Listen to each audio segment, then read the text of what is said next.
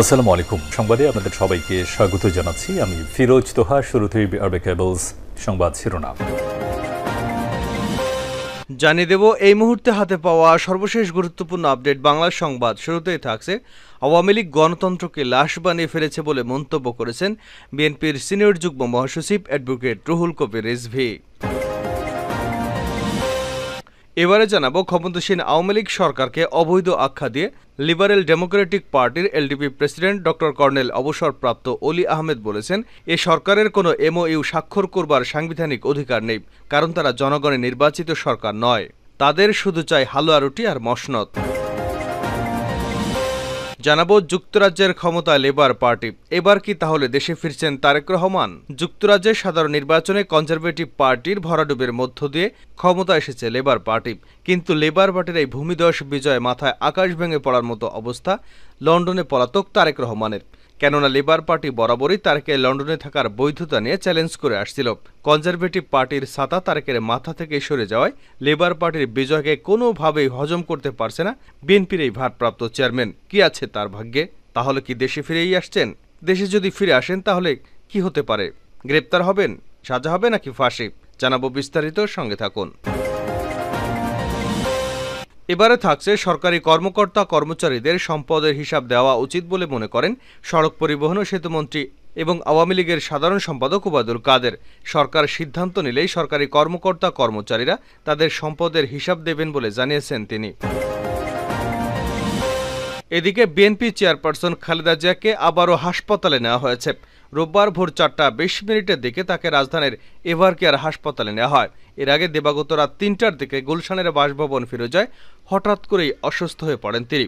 পরে তাকে জরুরি ভিত্তিতে হাসপাতালে ভর্তি করা হয়েছে। এবং সর্বশেষ জানাবো আন্তর্জাতিক সংবাদ। ইসরায়েলে মন্ত্রীদের বাড়ির সামনে র্যালি, চাপে নেতানিয়াহু। গত 8 অক্টোবর থেকে শুরু হওয়া গাজা যুদ্ধে 9 মাস পূর্ণ হল। যুদ্ধবিরতির একাধিক প্রস্তাবে সায় দিচ্ছে নেতানিয়াহু সরকার। নানা অজুহাতে থেমে যাচ্ছে যুদ্ধবিরতির চুক্তি। অন্যদিকে আন্তর্জাতিক নিষেধাজ্ঞা অমান্য করে গাজায় চলছে ইসরায়েলি তাণ্ডব। এর ফলে একাধিক চেষ্টার পরও হামাসের সঙ্গে জিম্মি চুক্তি নিয়ে কোনো চূড়ান্ত সুরাহা করতে পারছে না। আর এতেই চাপে পড়েছে নেতানিয়াহু। ক্ষোভে ফুঁসে উঠেছে ইসরায়েলের সাধারণ জনগণ। নেতানিয়াহুর পদত্যাগের দাবিতে তেল আবিবে বিক্ষোভে ফুঁসে উঠেছে তারা। বেঞ্জামিন নেতানিয়াহুর বাড়ির সামনে বিক্ষোভ করছেন, বিভিন্ন রকম স্লোগান দিচ্ছেন, রাস্তাঘাট বন্ধ করে দিয়েছেন। বিক্ষোভরত ইসরায়েলিদের চাপ সামলাতে হিমশিম খাচ্ছেন নেতানিয়াহু। এতক্ষণ শিরোনাম শুনছিলেন, এবার বিস্তারিত। প্রিয় দর্শক, আপনি যদি এই চ্যানেলে নতুন হয়ে থাকেন, ভিডিওটি দেখতে দেখতে চ্যানেলটি সাবস্ক্রাইব করে আমাদের সঙ্গেই থাকুন।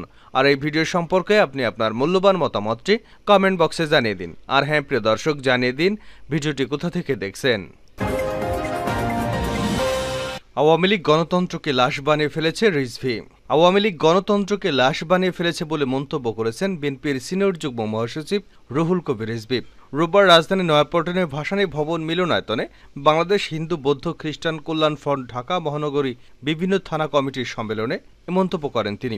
সরকারের সমালোচনা করে বিএনপির সিনিয়র যুগ্ম মহাসচিব বলেন, বর্তমানে তারা গণতন্ত্রকে লাশ বানিয়ে ফেলেছে। তারা পাড়ায় গ্রামে গ্রামে বিভাজন তৈরি করেছে।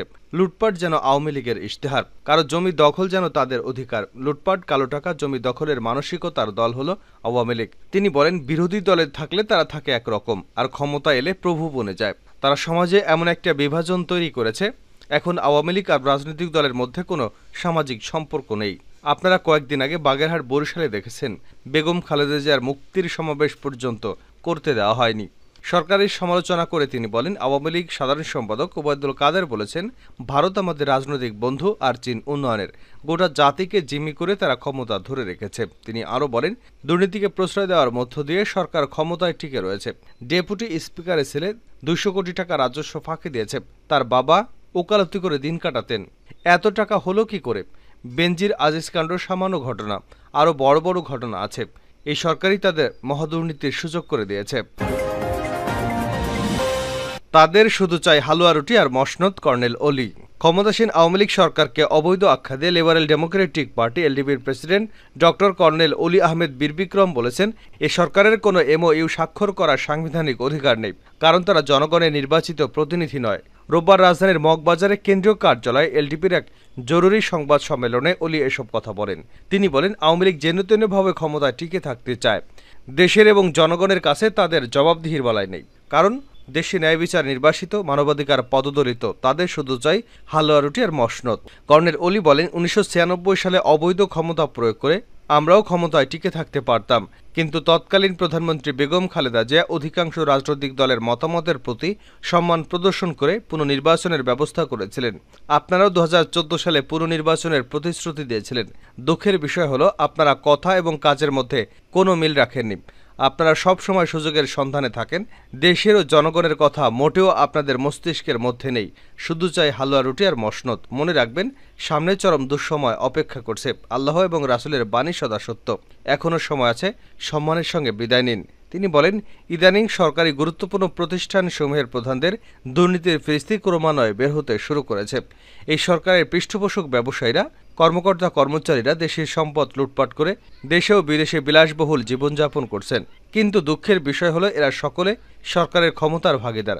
তাই সরকার দুর্নীতিবাজদেরকে টাকা পাচার এবং নিরাপদে দেশ ত্যাগ করবার সুযোগ সৃষ্টি করে দিচ্ছে। শাসন ব্যবস্থা, ন্যায় বিচার, দেশের অর্থনীতি বর্তমানে এই লুটেরাদের হাতে জীবী। বাস্তবিক পক্ষে তাদের কোনো বিচার হচ্ছে না, অথচ সাজানো মামলায় জেলে ঢোকানো হচ্ছে বিরোধী দলের নেতাকর্মীদের।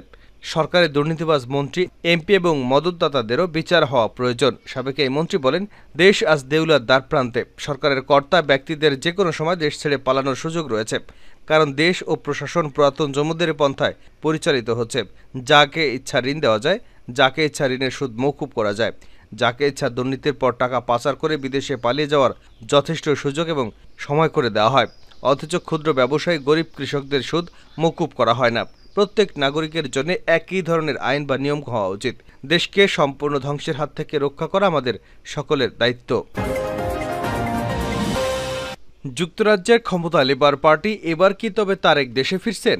যুক্তরাজ্যের সাধারণ নির্বাচনে কনজারভেটিভ পার্টির ভরাডুবের মধ্য দিয়ে ক্ষমতা এসেছে লেবার পার্টি।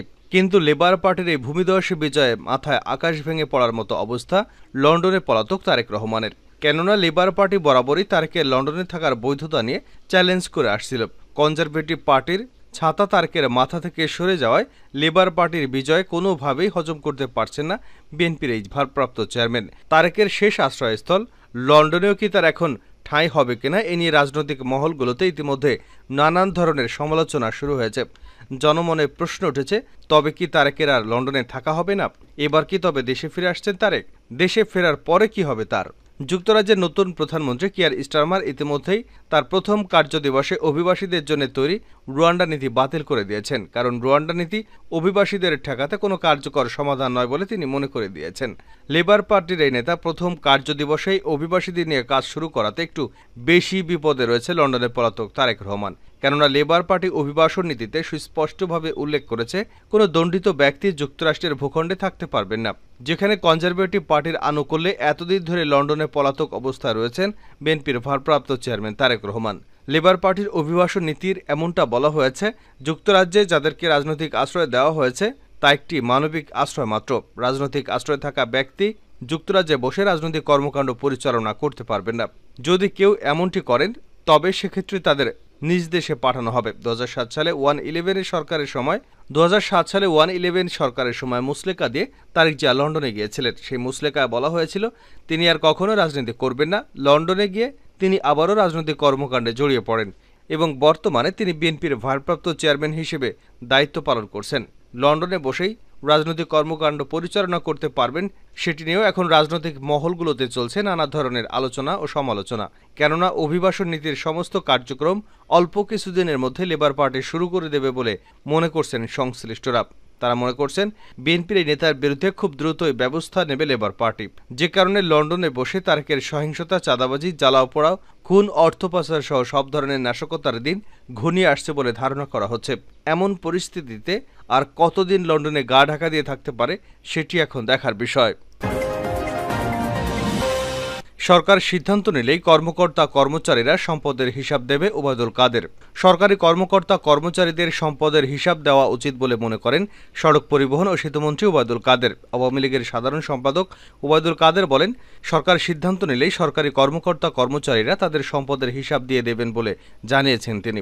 রোববার সচিবালয় মন্ত্রণালয় সভাকক্ষে সড়ক পরিবহন ও সড়ক বিভাগের কর্মকর্তা কর্মচারীদের শুদ্ধাচার পুরস্কার প্রদান অনুষ্ঠানে সাংবাদিকদের এ সংক্রান্ত এক প্রশ্নের উত্তরে ওবায়দুল কাদের এসব কথা বলেন।